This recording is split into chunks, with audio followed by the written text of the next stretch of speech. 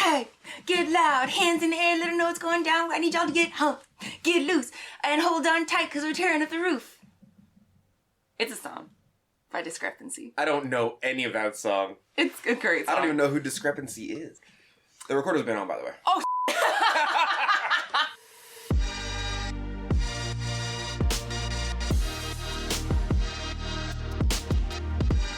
This is The Mud Peddlers, a podcast where two nerdy ceramic artists share the behind the scenes of their worlds of clay.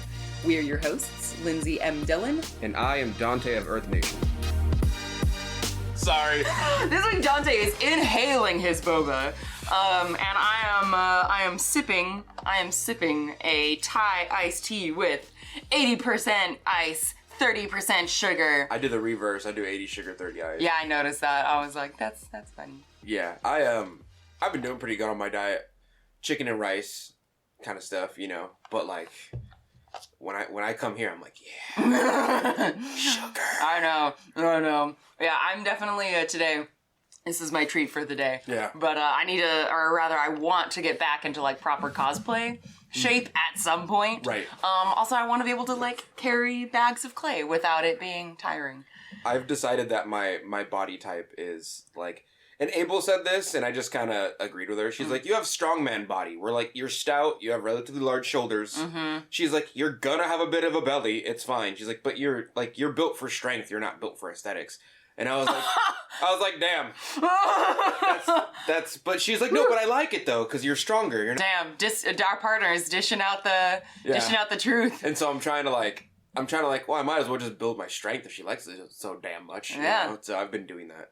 But now because I'm doing it, I'm craving like chicken all the time. Oh yeah. That's sweet protein. Oh my god. Yeah. I can't eat beef. Not I can't, but I have a problem with beef. It's not good for the cholesterol, the beef. Not only that, it's just, I have a thing with like I didn't kill it. Oh yeah. So, but you don't mind not killing the chicken? Yeah, because the chicken, like what glory is there in killing a chicken?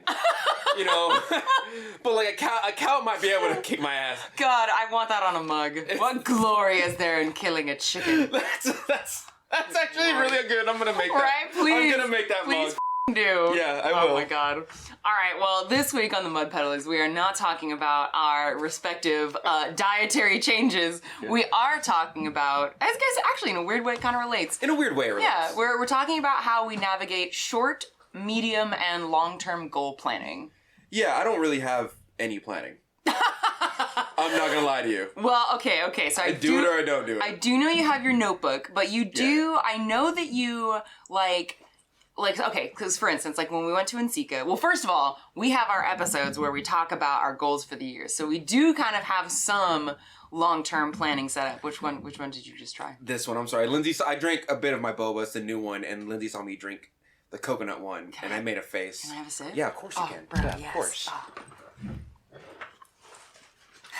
I know, right? It's good. Take more if you want. It feels like drinking like coconut scented sunscreen, but in the way in the way that's like good and not gross. Like how you want to eat animated food. It feels like I was This is the Mud Peddlers, not the Night Peddlers, oh, my Donte. Bad. My bad. Good God, I'm gonna have to beep all that out. People are gonna be all like, what's the mystery behind the beep? I know Ryan Durbin listens to us, and every now and then he'll message me and be like, what did you say? Yeah. Bless Ryan. Hi, Ryan. Thank you so much, Ryan. By the way, I have seen your messages and I will respond to them. I'm so sorry. Damn. Oh, I'm so sorry. I respond to Ryan. He's on the important list. Yeah, I mean, he's on my important list too, but which means that like just the guilt that I feel when I don't reply to him on time is just higher than the general. You're just bad at messaging back. That's all. You're just bad at messaging back. Yeah. I message back in a couple days just because if I get rid of the message, then my brain goes, I don't have any responsibility to do more messages. Yeah. But you just build. I just build. Speaking of which, dear listener, if you happen to get a message from me that you sent me a message saying, oh, nice job on whatever thing I posted, and I'm just now responding, I'm sorry. That's just Lindsey. That's not anything to do with you. Yeah, it's really not. It's just Lindsey. 100% me. Yeah. Oh, you were saying that somebody sent us a message correcting our thingy. Oh, yeah, yes. Actually, because we're not tax. I'm slowly becoming financially literate. I was talking to Lindsey about this before the podcast started, and like any information you give us is gold. Last year I figured out what like a certificate of deposit is. Oh, yeah. And I was like, why is my money just sitting around now? Like, well, I don't understand. So... Yeah. So, and especially on things where it's like law, tax stuff related. Yeah, we don't know. We super appreciate feedback on this kind of stuff. So anyway, ANF Pottery says, "Hi, Lindsey. I'm a tax law specialist. I listen to your podcast, as I usually do, and some of the guidance provided isn't quite right. All income is reportable, regardless of if you received a form or not. It's either reported under a Schedule C, partnership return, corporation, or as hobby income. There are pretty extensive rules on what constitutes a hobby versus a business, and it's somewhat complex. Someone that has a full-time job and are not pursuing pottery as a business will likely fall under hobby. That income goes under other income on the front of the 1040. And the 1040 is a particular form. I've never even had a 1040 in my hand. Oh man, all right. There are pretty specific rules on meals, on when meals are allowable. If you aren't paying a studio fee but estimating it based on the value, I'm assuming you are doing a bartering transaction, remember the income that you would make instead of bartering is also included in income. It's usually a wash then. And then, regarding the phone, your phone would count only as a portion using personal versus business use. You'd have to figure out that percentage. And then donating to a nonprofit would likely be on your Schedule A if you were a sole proprietor, not a business expense." So that I didn't understand like three of those terms. There's a couple things I'm like, okay, I'm gonna have to double check what exactly that means. Yeah. But we wanted to include that as a addition/correction to our last episode. Just in case you understand it, because I don't. Yeah. I definitely get, I think I get most of it. Yeah, I understand the vibe of the corrections, and I'm totally with them, and I thank you for them. Yeah. But also, like this is part of the lingo that no one seems to understand, and that's the reason why everyone, including myself and you, are so confused on the rules of what can be and can't be included in, like, your taxes. Yeah, there's definitely... no one tells you. There's definitely a language... Like, sometimes I really feel like different fields have... Ooh, birds. Sorry. Different fields have different languages that you sort of have to learn that are specific to that field. Yes. Which can make learning new things kind of tricky sometimes. Of but course, yeah. but anyway, is taxes are like an everybody thing in America. Yeah. So it's like, oh, did you learn all these terms in high school when they taught you and educated you about your taxes that we all have to do sooner or later? No, but mitochondria is the powerhouse of the cell. Mitochondria is the powerhouse of the cell! Yeah. But no one taught us how to do taxes, school system, thanks. Nope, we need a balance of both. We need to learn how to do our taxes and that the mitochondria is the powerhouse of the cell. Really wish the system would have taught me any of that instead of me learning it in my 30s. Yep. That's why, if there are any youngins listening to this podcast, learn this as soon as you can, because that's the benefit of if you invest in things early. Yeah, no, definitely. Or invest early and smart. Anyway, point being, we appreciate ANF Pottery. Thank you so much for sending us this message, correcting us, because again, we are not legal professionals. I'm going to look up some of those terms because I don't know what. Yeah. You know. Yeah. All right. Well, thank you so much. Now we will continue with the actual podcast with the rest of today's topic. Yes. So, what was today's topic, Lindsey? So today's topic, we are talking about how we navigate making short, medium, and long-term goals. Like essentially how we handle things with multiple timelines. That sounds so interesting. How do you do short ones? Short ones, I feel like I'm actually easiest at like short-term goals. That's like everybody though, yeah? Sometimes. I think it depends on what kind of procrastinator you are, to be honest. For sure. For me, I have an easier, like for instance, even though like answering messages is something that you could consider like a short-term thing because it's like the thing comes in that day and it's like immediate. Yeah. Like I will tend to prioritize other short-term goals and I put answering messages in like the sort of like medium-term category depending on essentially what is happening in my schedule. Because again, like I kind of made the conscious decision several months ago that I was just like, you know what, I need a bit of a break from the like mental fatigue of answering all of these messages. Yeah. So I'm just like, I'm going to prioritize other stuff right now. So it's like, I would say something like answering messages can fluctuate between being like a medium and short-term goal. But for me, the easiest short-term goal is like, I have to make a certain number of cups. Okay. Like, and I've been getting better in general over the years at like specifying what exactly I need to make. So for instance, it's like if I'm planning to do a convention and I need to know like, okay, I got to make essentially as many cups as I can. It's really easy for me to just go into the studio, go, okay, today I'm going to throw, 30 to 50 cups, right? Okay. It's really easy for me to just like sit down, pump those out because it doesn't really take a whole lot of decision making to do that. It's just like, this is something I got to do, and I just sit down and do it. And you're experienced at, your muscle memory is like, I know what to do. Yes. It's not like a thing you have to figure out as you go. You know what to do. Right, right. Especially because these are shapes that like, for a while I've pretty much had the main like teacup, I've got like two main like handleless teacup shapes. I've got like the more East Asian style, like cylinder teacup. I've got the more like kind of almost like whiskey glass looking teacup. And then I've got my mugs, my goblets, my steins, and then any other like specialty shapes that I might have for like the dragon egg mugs or the dune mugs that I make. Those are ones that are a little bit outside of that like regular thing. Yeah. But for the most part, the short-term goals of like, I gotta make some cups is really easy for me to do on like a day-to-day basis because it takes the least amount of brain power.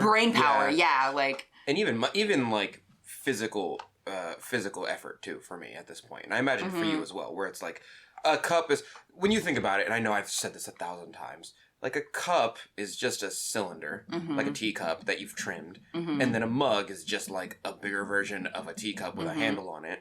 So it's, you just learn how to score and slip a handle and make a handle and you're good to go. Yeah. Or like a teapot is really just a lidded vessel with a spout. So once you learn how to make a lidded vessel, yeah. So once you have those things of experience underneath your belt, you're like, well, if I could do those two things, I could definitely do this thing. Yeah. And the nice thing is too, is like when you have a set of, like when you sit down and you make that set of things, it kind of implements its own timeline. Yes. Because you're like, okay, I know that, depending on the weather, depending on the season and the humidity and all that, within a certain amount of time, you have to trim it. Then if you're adding a handle, you got to add the handle. And then for me, since I add the sprig mold stamps, it's like, okay, I got to add those. Yeah. I kind of like that there is an external timeline for those short-term goals that gets put on you when you like start something like that. And I feel like in general, like if I was going to say if there's an overarching thing that helps me meet both, or like the short, medium, and long-term goals, overall, that best thing is like external timelines. And those can be things that are, there's a convention coming up. Like that's a hard deadline, right? That's like that's benefiting you to do it and you ought to do it. Yes. And like I have signed up for it. Right. Like it is a thing that is happening. It's not like I can go, I think I'll do SAC Anime next week. It's like, no, SAC Anime is that weekend and it's not going to move. Yeah. I'm going to go regardless of whether I'm ready or not. Right. Yeah. Right. But then for something like smaller, it could also be like, I have made a plan to do a shop update, and in that sense it is flexible, but it's like once I announce when that shop update's going to be, that creates another external deadline because it's something the public knows about. And it's not to say that like I'm not intrinsically motivated, because obviously I'm like a micro business owner. Of course I'm intrinsically motivated. You have to to some degree. Yeah, but it's just that having those outside things really helps. Yeah, no, of course. And I don't really know if I have medium-term goals. Yeah? Yeah, I think I either have, like, generally speaking for me, I have long-term goals, and they're just things that I know are going to happen, and it's better for me to, like, be prepared for them to happen in the long term. What are some examples of that you're thinking of? Like SAC Anime is a really good one. Like, I know that's happening in, like, 4 or 5 months or whatever, right? And so, every time I sit down and I throw a batch of things, I go, I should probably make, like, 7 teacups today, because I'm going to have to silkscreen those. Yeah. And then I go, I should probably make sure I have enough blue. And then that takes like maybe an hour of my day to do those. And then another hour to trim them. And I might make them into content and XYZ and XYZ. But like, realistically, I just kind of do, and I know everyone's a little bit different on this, but there's people who let their house get kind of dirty and then they do like one big cleanup day. Oh, yeah. I don't do that. I just wake up and I do like 1 or 2, like I do the dishes and I take out the trash and I go, that's enough cleaning for today. Yeah. Yeah, I just do little things for long-term goals. Little things, if that makes sense. Like, if I need to vacuum the whole house, on Monday I'll vacuum the living room. And then on, like, Wednesday I'll vacuum the hallway. Oh, you know, and then maybe a little bit of this room. So my long-term goals are really just little bite-sized things so I don't get overwhelmed. Mm-hmm. But my short-term goals, I'll put a massive amount of energy into them. Oh. And if I don't finish the short-term goals within a certain timeline, I'll weigh how beneficial they are towards me and mine. And then I'll go, maybe I don't need to do that after all. Oh, you know? Okay. Like, so kind of like reassessing or reevaluating like what needs to be done. Yeah, I would say the only long, maybe medium-term goal that I've had for about 4 months now is like redeveloping ancient copper. Right. Which I've told you I'm relatively close to. Yeah. But like if these next 2 tests don't come out, I will just release all the new glazes that I've accidentally made. Because I've been trying to, you know, we just released Randy's Red, the original recipe for the public. Oh yeah. And that wasn't like... Check it out on Dante's Glazy profile. Yes, go to my Glazy profile. How do people look you? Do they just go to like glazy.com and then search Earth Nation Ceramics? Earth Nation Ceramics? Okay. Yeah, and I think it's also like if you go to my Instagram profile, I have a link at the bottom of that, and that link leads you to like my YouTube, my Facebook, my this, my that, and Glazy is somewhere on there. Okay, cool. Link in bio. Link in bio for sure, but my OnlyFans is there.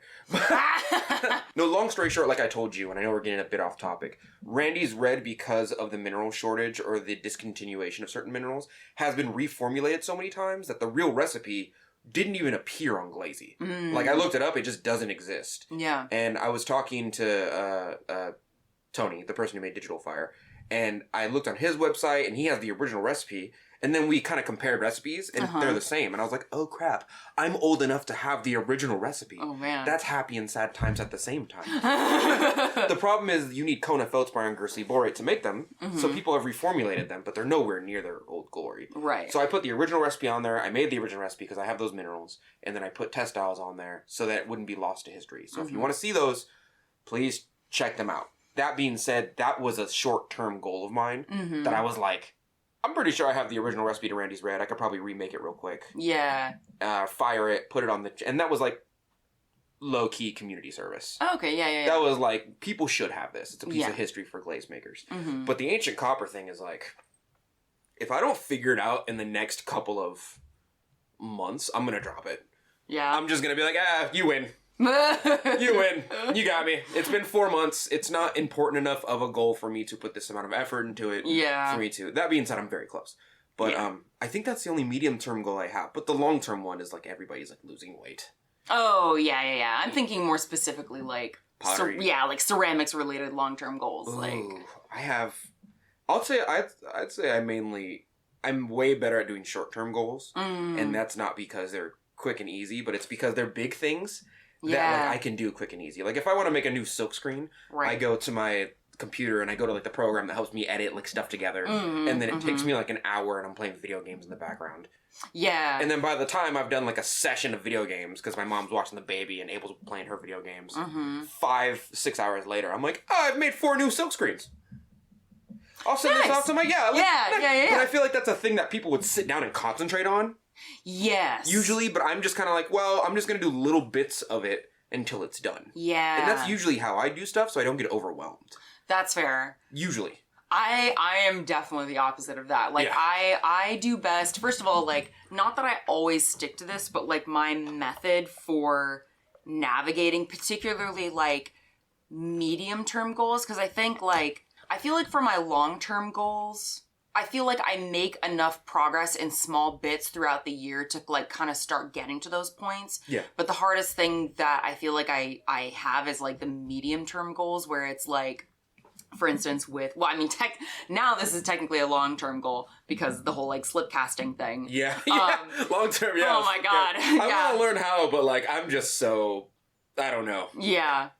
It's a whole ass thing. It is a whole thing. Yeah. But, like, I think I do best working in, like, chunks of time. Yes. But I have to sort of create lists and schedules for myself to figure out when those things are going to be and when I'm going to do those. Because normally, again, if it's like short-term goals, it's really easy for me to just like, okay, cool, I'm going to sit down and bust out 30 mugs. And then the next day I'm going to trim. And the next day I'm going to add, you know, this, and this. But then, like, again, sometimes I need to set aside time to, like, post to Patreon. Yeah. And so for me, I do best if I set up the schedule for myself so that when I'm in the moment, I don't have to think and remember what I'm supposed to do. I can just go to the list. So my main tool for particularly like those medium-term goals that may not, you know, that they have sort of like a soft timeline of when they should be done, but they aren't like, I need to put out this fire right now, like the short-term goal, is like having a very, very detailed like to-do list every day, or a very detailed like Google Calendar schedule of like, I have my calendar marked out of like generally what each day should be, and then also like when I'm gonna edit the Mud Peddlers, when I'm gonna edit the Night Peddlers, when I'm gonna post to Patreon, when I'm gonna do a live video. And again, I don't always meet those things, but because sometimes putting out the fires, the short-term fires, like ends up taking precedent, or like something else will come up. But like if I have the structure set up to make those decisions, then I don't spend the mental energy in the moment trying to figure out what I need to do, which is like what caused the problem at SAC Anime just this last one in January, where I spent so much time putting out the small fires, like of going, oh God, I gotta make a bunch of inventory. I'm gonna pump this out. I'm gonna do all the things, but I didn't zoom out enough to look at the timeline of how much time I actually had. And so I ended up with like a bunch of designs that weren't necessarily the best sellers, but were part of what I wanted to be like a part of my overall inventory. But then I ran out of time to make the other designs that I know work well. So anyway, so that I guess if that's the like, I need the overall structure and then chunking out bits of time. Like when I clean the house, not that this is ceramics related, but I set aside like 5 hours to clean the house? To clean the house, yeah. Dang. But that's like, but that's partially because I enjoy a leisurely house cleaning experience. Like when I'm cleaning the house, I'm not like, all right, let's get this done. I'm like, I'm going to put in a podcast. I'm just going to clean. You set the mood. Yeah, it's like a relaxing sort of thing for me. I put on some YouTube in the background, and then I'm like, let me vacuum for 20 minutes. And then I'm like, good, now the living room is vacuumed. Yeah. Done. Yeah. Granted, I'm more of a big cleaner where I'm like, you go into a room and your bed is probably the majority of the room. So I'm like, okay, if I clean under the bed, make the bed, that's 50% of the room. Yes. Right? Yes. And so if I clean around that, that's the other 50%. So if I at least wake up in the morning and make the bed for the family, then I go, okay, well, I've cleaned like most of this room. Yes. Other than vacuuming, sweeping, and putting things where they go, essentially, which is, if you just put things where they belong in your room and like make your bed, it is like 80% of the battle. It's so true. It really is. It's so true. Like when you take your clothes off and you decide whether you're going to wear them the next day, because it might be a t-shirt you barely wore, or if it's dirty. If you just put it in a place, fold it where you know you're going to find it to wear it the next day, or if you put it in the hamper. And I know I make it sound easy because a lot of people's brains aren't this way, but I'm talking about people with normal brains, right? That like, I think normalized is maybe the term, because it's not necessarily I that. just always get a message of someone who's like, it's not that simple, my brain has ADHD. Okay, I'm talking to those of you who don't have mental disabilities. Yeah. Pretty much. Neurodivergent. The nice term is neurodivergent, but I feel like you know what I'm talking about, right? I mean, it is just neurodivergence. Yeah, it is, but like, then there's someone who's like myself, like, I'm autistic and I have no problem with those things. I'm not going to include every single demographic of neurodivergency. Oh, yes. I'm not doing that, right? Yeah, okay. I'm talking to those of you who can and will and are willing and don't have mental issues to block this thing that I'm saying that's very easy to do. Yeah. Make your bed, put where it goes, and that's the majority of cleaning. What do you feel like the ceramics version of that is? Like, oh, when you're at your wheel? Yeah, either at the wheel or just like in the studio in general. Like, what's the equivalent of like making your bed and cleaning and like... Clean your table when you're done, so that the next time you go to your workbench or your table, because I have one, like a wooden table, then it's clean, right? Secondly, when you're at your wheel and you are using your stuff, your pin tool, your wire, your wooden knife, your rib, and your sponge have a specific place they go in. If it's not the bucket, please don't put all your tools in the bucket. Don't put all them things jostling in the bucket. You'll poke or cut yourself sooner or later. Right? I have a sponge to my right because I'm right-handed when I throw, and then my left hand is for like the water application. Yeah. So I put I have one of those big yellow painter sponges. Oh, yeah. I put my small mud tool sponge, shout out mud tools. I put my pin tool, I stick it into the sponge so it doesn't stab anybody. Yeah. And then I put my wooden knife and I put my wire tool draped over that sponge, and they're just there all the time unless I'm using them. And when I'm not using them, they go right back there. Yeah. And then my stays clean. Yeah. It's real. I swear to you, I'm not concerned with... I know it's turned to a cleaning podcast. I'm not...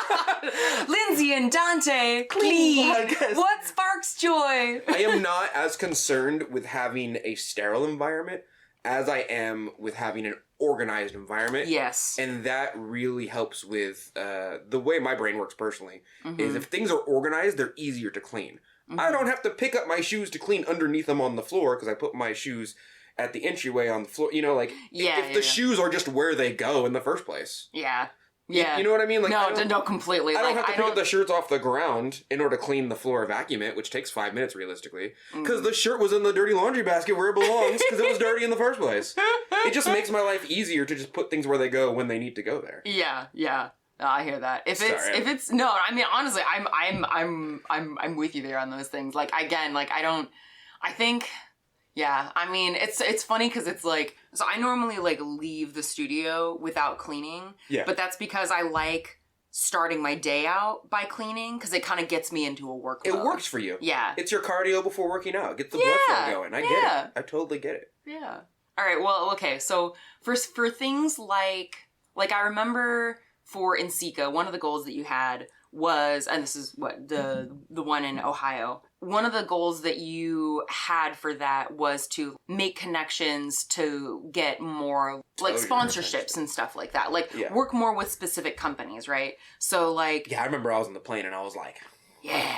You were... I was in my head. Yeah. I was telling Lindsay, we gotta make this shit worth it. Yeah. I did not spend 2 G's just to frolic in the pottery field. I did not spend this amount of money to have a little vacation. This needs to have product. Yeah. This seat needs to bear fruit. Otherwise, we're not doing this again. I was telling Abel about that, and she was like, you were deep in the weeds. Yeah. I mean, it's good. It's a good weed field to be in.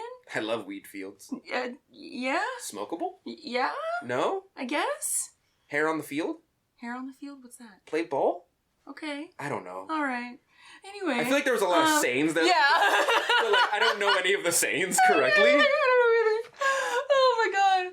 So like when, for things like growing your business, how do you go about getting the kind of growth that you want?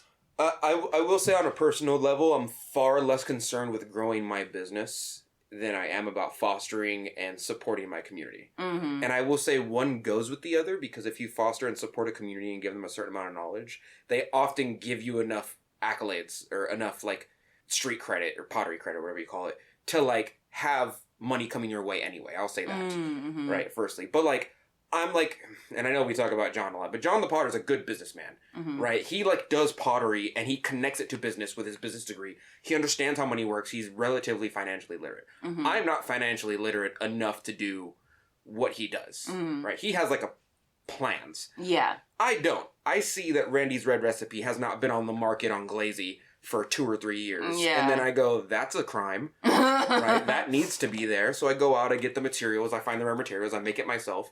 And then I put it up there because I think the community needs a bit of history to not be lost in time. It doesn't need to be time lost. And so I just did it. It wasn't like, this is good for my business. For me, it was just like, it ought to be done. So I did it. Right? Yeah. Same thing with my Discord. Same thing with trying to redevelop ancient copper. My goals are not really revolving around business as much as they are revolving around my community. For example, I have a discount code with Clayscapes. It's Earth10 if you buy any of their powdered glazes. I don't get money from that. I'm not really concerned with the amount of money they give me from that. It'd be nice, but I'm much more concerned about people who want to start making glazes, buying a large amount of powdered glazes for relatively cheap. It's the price of like 2 pints of glaze. You get 5 pounds of it. And then slowly kind of indoctrinating them into learning the glaze chemistry. Yeah. Right? I'm more concerned with the individual skill level I'm more concerned with the individual skill level on like a bottom level. So that people can have a foundation to build from the pottery community. But you did go into Insika going, I gotta make some business connections. Yes, yeah, but that's only because in the middle, I was in my own head. That's only because in the middle of the flight, I was like, I can't do this for nothing. Like I can't. Was it like the financial cost that made that difference for you? Yeah, that makes sense. You know what it feels like? It feels like, and this is something that a lot of people disagree with me on. I am a Grinch when it comes to this. Ooh. I promise you I am. When people go on vacation only to do the same shit they were doing at home, but in a hotel with more beautiful scenery. Like when people go to Hawaii just to watch TV from a nice hotel room. And I'm like, I don't do that. I can't do that. Mm-hmm. You know, they go snorkeling once a day and then they go back to their hotel room and like chill because they're tired. And I'm like, I could do that at home. So like when I go minus somewhere, the snorkeling, right? So which I don't even like. So I don't even like swimming. I can't swim. Let me. That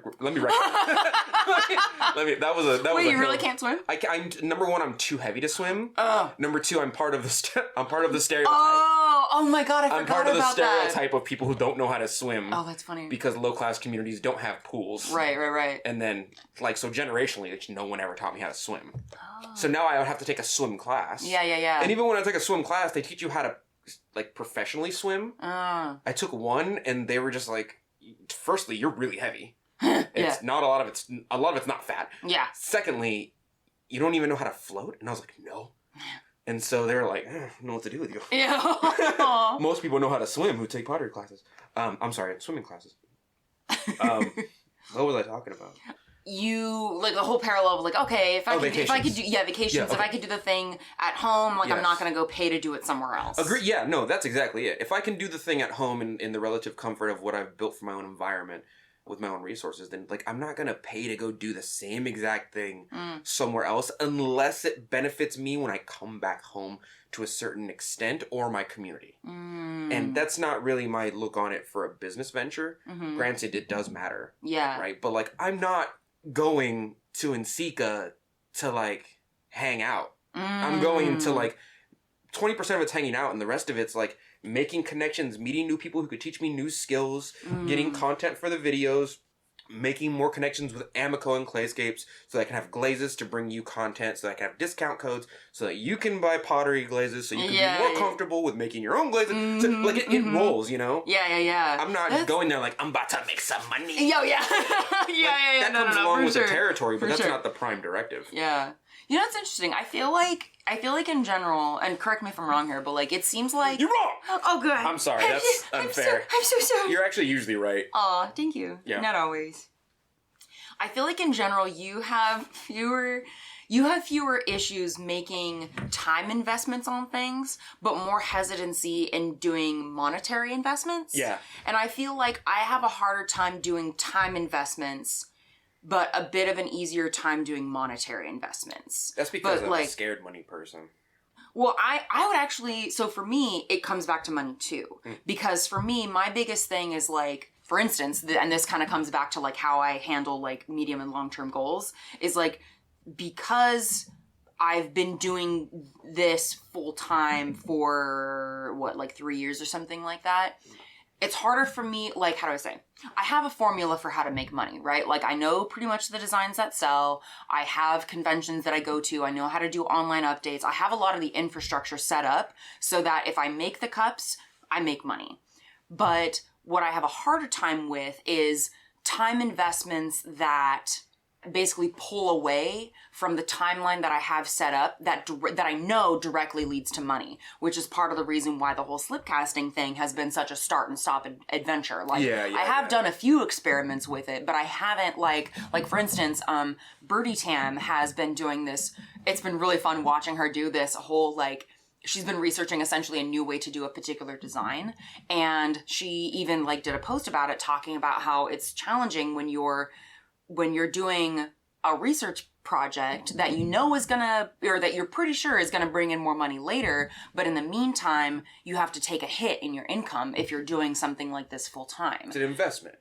Right, it's an investment. You assume the thing you're doing now will yield you more results later on. Right. Versus if you just keep doing the same thing forever. Yes. But I have a lot of hesitancy around like, ooh, is this really going to make me money? Like, what are the systems that I have in, like, for instance, when I think about something like slip casting, I think, okay, even if I learn how to do this, I'm going to have to, essentially it's going to take a monetary investment, not just the time investment to learn how to do this particular skill, but also to like buy the drill, buy the like slip casting like tray catcher with the bars across, like that system takes a lot of time, essentially time investment. And I guess the biggest thing that I struggle with as I make medium and long-term goals is going, is this thing that I want to set aside time to do actually going to be worth my time? Because for instance, like one of the things that's tricky about the mud peddlers is that even though it is incredibly rewarding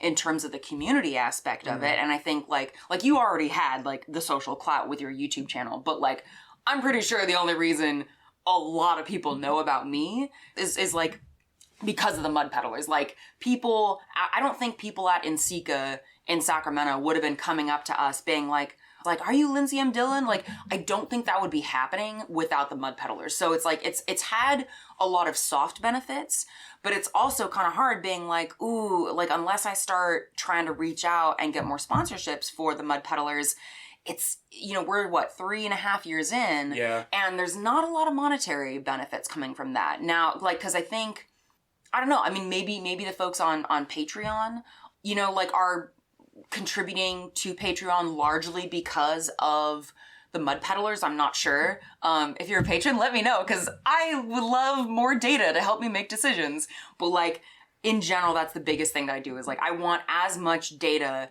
to show me that this thing that I want to make a time investment in is actually going to be worth it, because time is limited and I'm only going to keep getting older. And like you know, there's this sense, I feel like there was a sense again when I was younger that I was like in my 20s and such, I'm like, I have a lot of time. I'm in my 20s. I'm figuring all this stuff out. It's okay that I'm poor right now because there's time for me to figure this out. And it's like, as I'm getting into my 30s and I'm like, ooh, it's a lot harder to think that like, yeah, I'm going to learn this thing that's going to take me a year to get really good at. Yeah. You know, I don't know. I mean, again, I recognize that can also be problematic because I can set up so many barriers in front of myself that I never actually make any progress moving forward because I want information that I can't have. Well, you're also right in the middle of those two demographics of people who are like 60 who are like, you're 30, you have plenty of time. Oh, yeah. And then the, you know, like 21-year-olds who are like, I'm young and I'm gonna live forever. Yeah.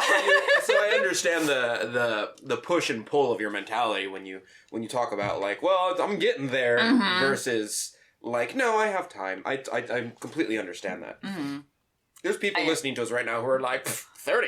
Yeah, oh no, I'm sure. And then there's like, also like some 25-year-old who's like, I need to get on my shit. Yeah, no, for real. I mean, I'm sure, because it's like, I mean, I think also so much of it is about like risk tolerance. How do I say it? Like, I'm not sure if this is a fair comparison. So again, like, correct me if you feel like this is not an adequate situation. I'm listening to you, yeah. But it's like, because you have had your solid 9-to-5 job up until very, very recently, yes, there was less risk in you taking time to develop a glaze for 4 months. 100%.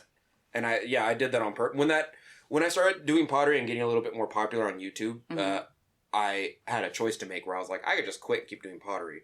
And then I thought about it and I was like, it's not a sure bet. So I'm not going to quit my job.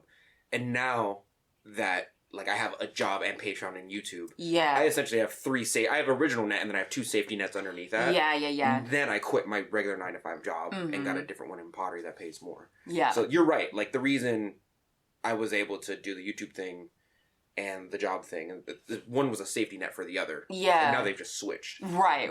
You're absolutely right. Yeah. Well, I think also in general too, you, as evidenced by us starting this podcast, you, I think in general, have a very like, I want to do this thing, I'm going to go do it. Yes. And for me, I tend to go, I want to do this thing, okay, let me collect as much like data and information as I can before I do this thing. Like I try and anticipate like what are the problems going to be? I think in some ways that's good because I do think it does help me prevent issues that could come up. It's necessary to a degree, yeah. But I also know that on the flip side, it can lead to inaction because, you know. Hesitation kills, for sure. But, like, you definitely want to research as much as you can to make sure the iron is as hot as it can be before you strike. I just realize when the iron's hot, and I go, I'm gonna strike that now. Yeah. It's hot right now. We're gonna figure it out. We're gonna figure it out live. Yeah, and I'm gonna put out any fires around it that don't need to be there as I strike the iron. You know, and that's kind of more my modality is just like. Is like, do I need to do this thing? No. Would it be a benefit to me if I did it and my community? Yes. Therefore, I'm going to do it. But it's going back to the whole is the juice worth the squeeze conversation. Yeah. Where it's like, well, is the juice worth the squeeze? Like, if I do this thing, will anyone give a shit? You know, would any of my community benefit from this? Would it make them feel better? Would it make them feel more comfortable? Would it benefit me even to a smaller degree if it benefits them to a larger degree? And if the answers are no across the board, then I simply don't do it, essentially. Yeah. But as far as little things, here's a good example with the slip casting thing. Yeah. It's a long-term goal for me, but it's only because it's kind of a forethought, right? Or it's like in the back of my mind. Oh, yeah.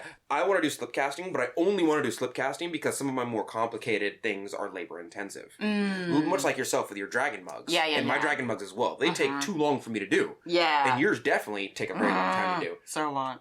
So to minimize the cost, probably lower the price of the actual item, and to learn a new skill would be beneficial towards not only my pocketbook, but also to how many things I could sell that would make my community and me more comfortable and get more money into my pockets. It's a yes across the board, right? So I have 2 or 3 people in my circle who know how to slip cast, and I'm just up their butts asking them questions. Right? Well, now that the shortage of pottery plaster seems to be at least alleviating. Like, I literally on the way here, dear listener, on the way here, I got a call from Alpha being like, "We finally got your pottery plaster in." Like, I'm like, yeah. I don't trust it. You don't trust it? No, and I think it's just because I make glazes. So what often happens, much like with the Randy's Red situation, is that, by the way, if any of you know where Randy's Red is originally from, please tell me.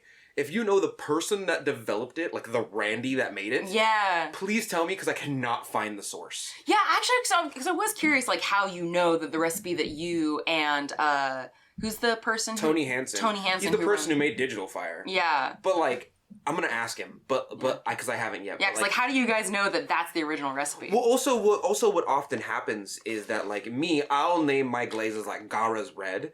And so people will assume since glazes are usually named after the person who made them, that like there must be some dude out there named Gara. Who's Angie? Who's Angie? Yeah. Right. They search it into Google. Why are there a bunch of Digimon glazes? Yeah. And so I really want to know. I want to ask Tony, like, who... I'm sorry I'm slinging your name around, Tony Hansen. I deeply apologize. But I also want to give you credit for helping me so much on the side.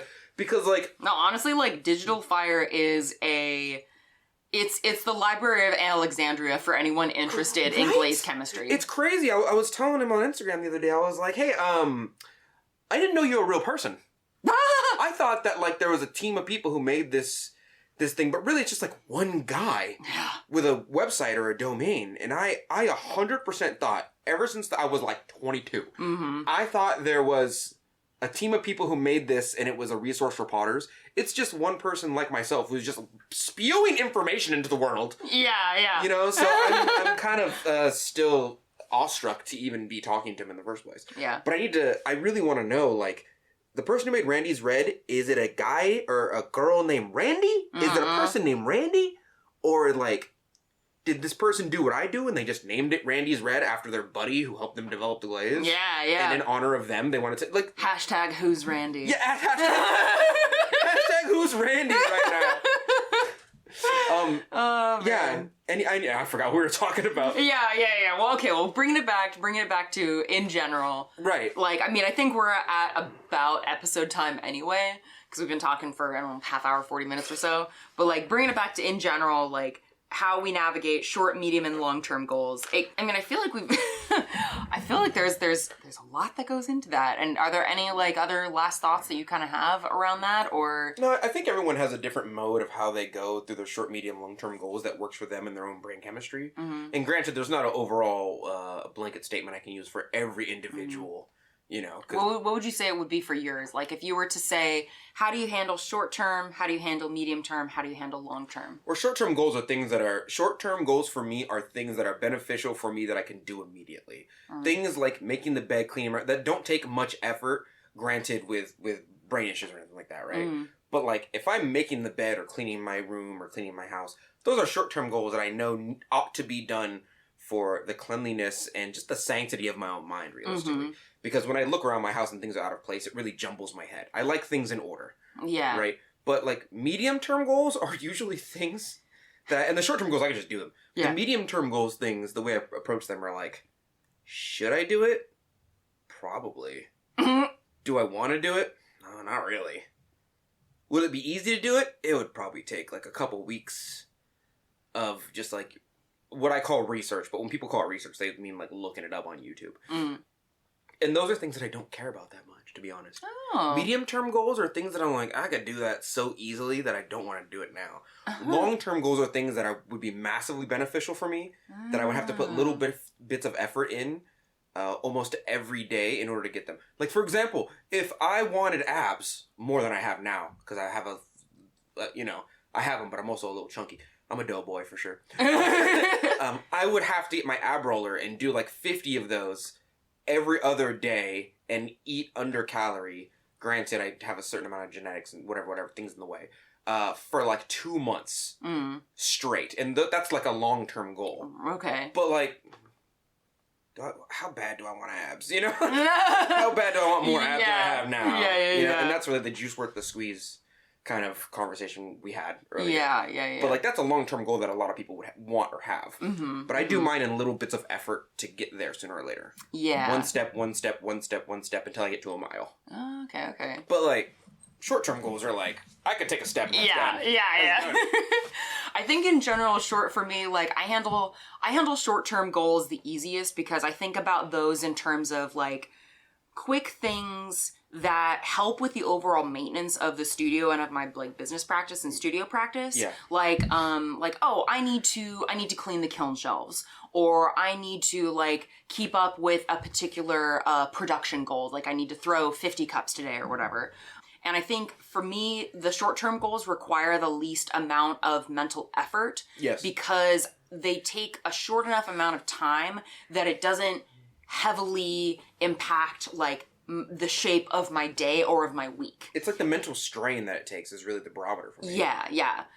Medium-term goals are things that take enough effort that they are going to significantly impact my like day-to-day. So for instance, if I wanted to, actually, you know what? Ceramicon is a great example of this because when we did Ceramicon, essentially after SAC Anime that particular year, I knew that I needed to get in the video for that within a certain amount of time, and I wanted it to be a certain quality.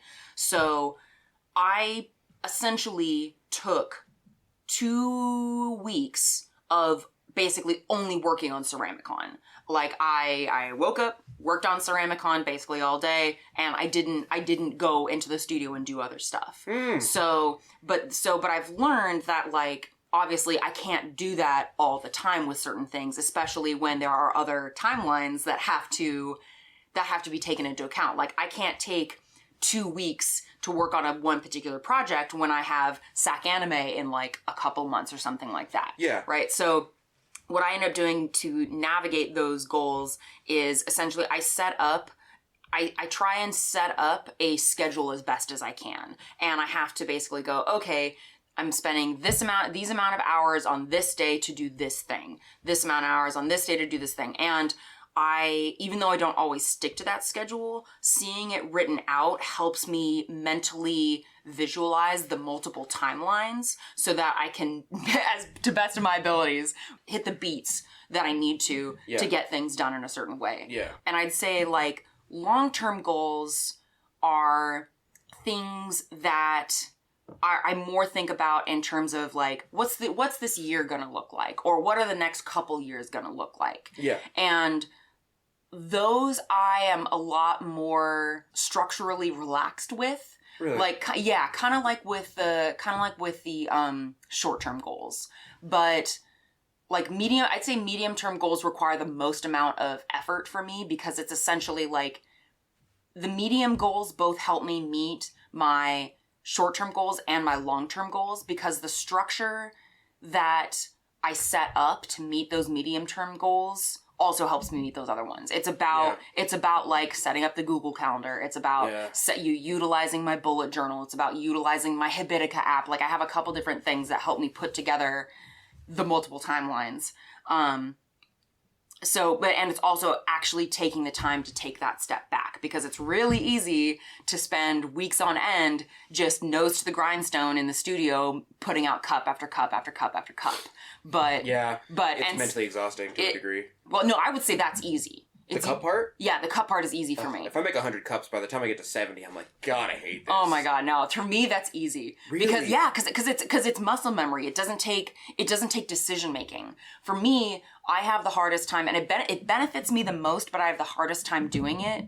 Is like, until it becomes a habit. Like this year, I'd say in general, I've been a lot better at like making it a habit. Yeah. But like actually taking the time to like step back and go, okay, what's the big picture? What are the multiple things that I need to balance my time with?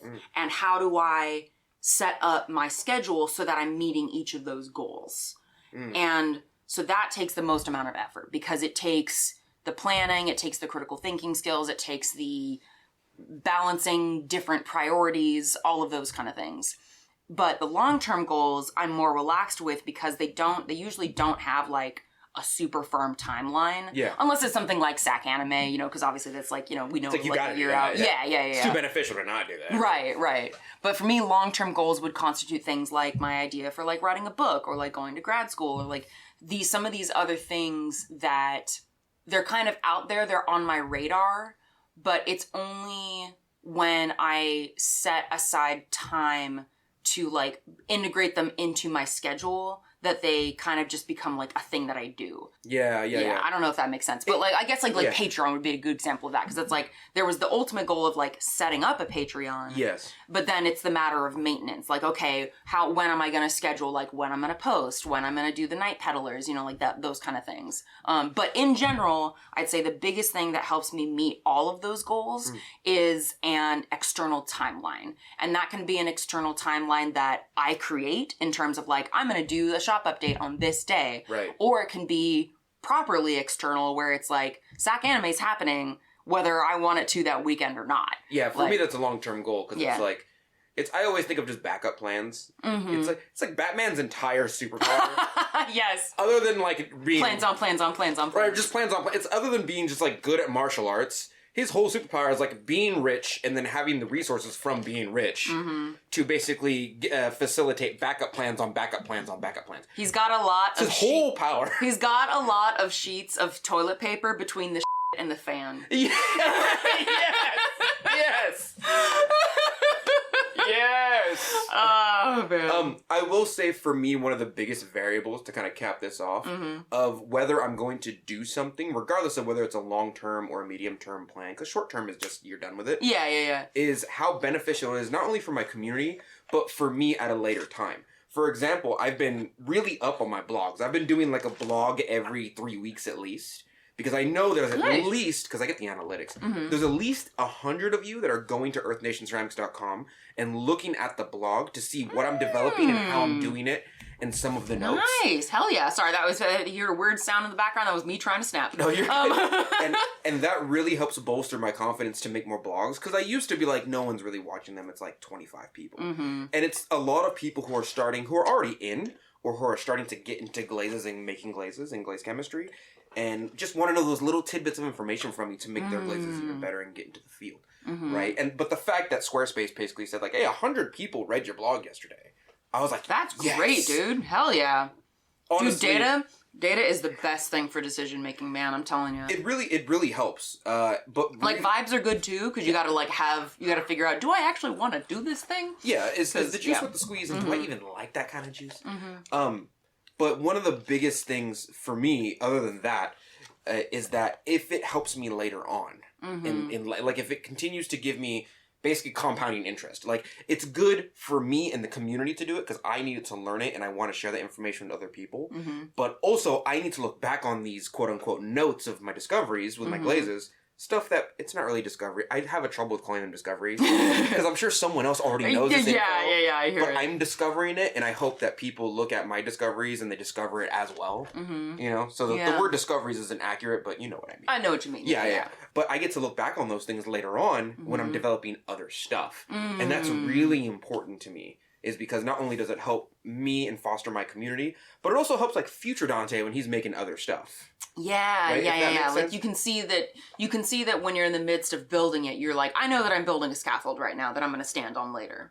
Right, exactly. But as far as like later on, if I need to build another scaffold, I'm like, how did I build that? Yeah. If I can just look back on my own blog and my own notes. And that's why I take so many pictures that I don't release to the public. Yeah. Is because I like to have all my glaze combinations for glazes that I'm honestly no longer interested in.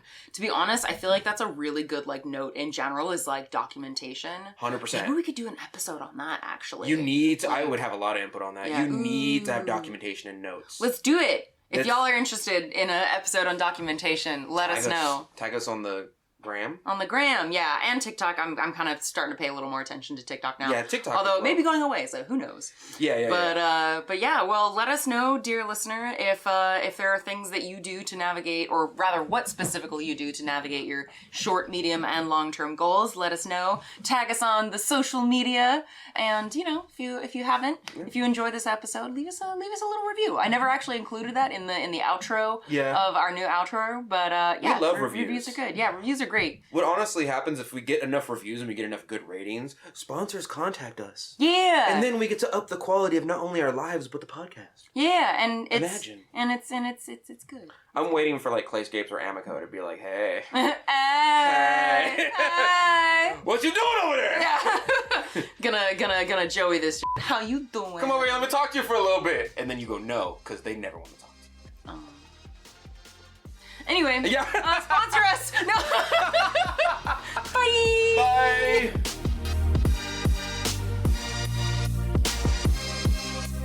And that's it for today. Thank you so much for joining us for this episode of The Mud Peddlers. We would love to hear from you, so if you want to share your thoughts about the episodes or just see what Donte and I are working on in our studios, come say hi. You can find links to my social media at lindseymdillon.com. That's LINDSEY, M as in monster, DILLON.com. And you can visit my pottery shop or see what I'm working on at earthnationceramics.com. And you can find me all over social media at Earth Nation Ceramics. It's spelled exactly how you think it's spelled.